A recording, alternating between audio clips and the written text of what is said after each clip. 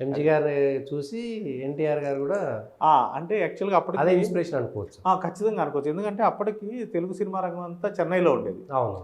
కాబట్టి చెన్నైలో జరుగుతున్నటువంటి రాజకీయ పరిణామాలు కావచ్చు, ఆ ప్రభావం చెన్నైలో ఉన్నటువంటి సినిమా రంగం వాళ్ళు రాజకీయాల్లో ఎలాంటి ఇన్ఫ్లుయెన్స్ చేస్తున్నారు అన్నది కావచ్చు, అవును. ఇవన్నీ చూసినప్పుడు మనకు ఉంటుంది. అవును. కాకపోతే ఏంటంటే లక్కీగా చాలా కాలం రామారావు 82 దాకా పెట్టకపోవడానికి కారణం ఏంటంటే కాంగ్రెస్ పార్టీ ఇక్కడ అధికారంలో ఉండేది. అవును. కాంగ్రెస్ పార్టీతో సినిమా రంగానికి చెందిన వాళ్ళకి చాలా దగ్గర మంచి కలయిక ఉండేది. అవును. ఇటు చెన్నారెడ్డి గారు కావచ్చు, లేదా కాసు బ్రహ్మానంద రెడ్డి గారు కావచ్చు, అంజయ్య, అంజీ గారు కావచ్చు, వీళ్ళందరూ కూడా సినిమా వాళ్ళని బాగా ప్యాంపర్ చేసేవాళ్ళు.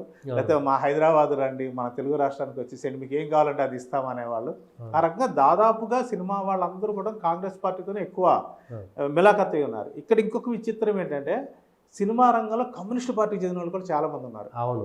ప్రజానాట్య మండలిలో ఉన్నటువంటి రాజారాం గారి దగ్గర నుంచి మొదలు పెడితే అల్లు రామలింగ గారు వాళ్ళందరినీ తీసుకొచ్చి జమ్మున కానీ వీళ్ళందరూ కూడా ప్రజానాట్య మండలిలో ఒకప్పుడు యాక్టివ్గా ఉన్నవాళ్ళు. ధూళిపాళ్ళ గారు వీళ్ళందరూ కూడా. అలాగే వీళ్ళందరూ ఉన్నా కానీ ఉండేవాళ్ళు సినిమా రంగంలో కీలకమైన వ్యక్తులు, కమ్యూనిస్ట్ భావజాలం ఉన్న వాళ్ళు ఉన్నారు, ఆ భావాలతో సినిమాలు తీసిన వాళ్ళు ఉన్నారు.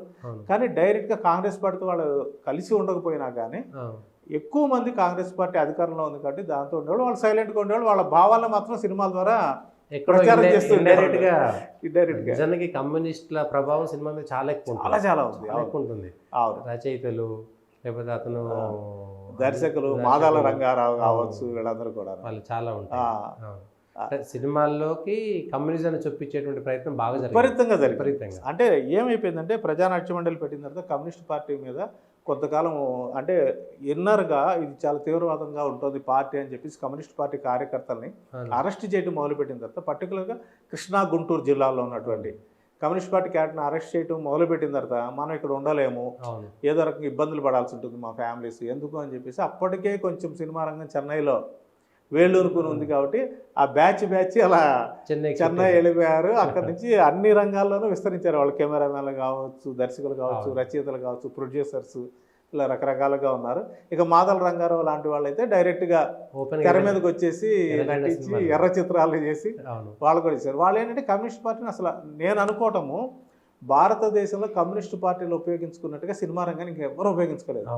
అంటే ఏ రాజకీయ పార్టీ జెండా అంత డైరెక్ట్గా 70 mm తెర మీద కనిపిస్తుంది, కమ్యూనిస్ట్ పార్టీ వాళ్ళ జెండాలే కనిపిస్తుంది. దాదాపు 30-40 దశాబ్దాల పాటు కాంగ్రెస్ పార్టీ జెండా కనిపిస్తుంది, బీజేపీ జెండా కనిపిస్తుంది, అంతకుముందున ఇది వేరే పార్టీలు ఏంటి జెండాలు కనిపిస్తుంది. మీకు అంత ఎంజీఆర్ కరుణానిధి ఉన్న వాళ్ళ పార్టీల సినిమాలు ఉండవు అసలు రాలేదు, భయపడ్డారు. ఆ సిద్ధాంతాలను ఏదో మాటల రూపంలోనో కథానాయకుడి ద్వారా చెప్పించడం తప్పితే అసలు ఏది కార్మికుల ఏకవకండి కావచ్చు, ఏదైనా కానీ నినాదాలు కమ్యూనిస్ట్ పార్టీ సిద్ధాంతాలను అన్నింటినీ విపరీతంగా ఒక రకంగా మాస్ మీద రుద్దారని చెప్పొచ్చు.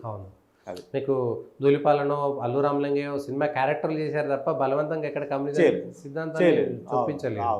కానీ మాదల రంగారావు కావచ్చు, ఆ తర్వాత ఆర్ నారాయణమూర్తి. ఆర్ నారాయణమూర్తి దాదాపు ఇప్పటికీ ఒక 30 పైగా సినిమాలు తీస్తాయి. ప్రతి సినిమా ఎండింగ్లోనూ ఏదో విప్లవమే గెలుస్తుంది, విప్లవమే పరిష్కారం అంటే చూపించారు. అంటే సెన్సార్ పరంగా కొన్ని ఇబ్బందులు వచ్చినప్పుడు ఏదైనా కాస్త క్లైమాక్స్ కాస్త మార్చి తీసుండొచ్చు, కానీ 99% అదే పందాలో సాగినాయి ఆయన సినిమా. గొప్ప వాళ్ళు అని తీసుకున్నారు, చూపిస్తున్నారు, ఇప్పటికి కూడా అదే చూపిస్తున్నారు. దానికి ఎవరు సెన్సార్ అబ్జెక్ట్ చేయరు. దాదాపుగా పోలీసులను గాలి చేసినా కానీ తప్పు కాదన్నట్టే ఉంటారు, లేదా అవినీతికి వ్యతిరేకంగా వాళ్ళు చేస్తున్నారు, అన్నాలు చాలా గొప్ప వాళ్ళు అన్నట్టుగా అంటే ఏదో చీడ పురుగులో ఉన్నని ఏరేస్తున్నారు సమాజంలో అనే ఒక భావనని, ఒక బ్యాడ్ ప్రాపగాండాని ఇప్పటికీ ప్రచారం చేస్తున్నారు. చాలా మంది దాన్ని నమ్మే పరిస్థితి తీసుకొచ్చారు.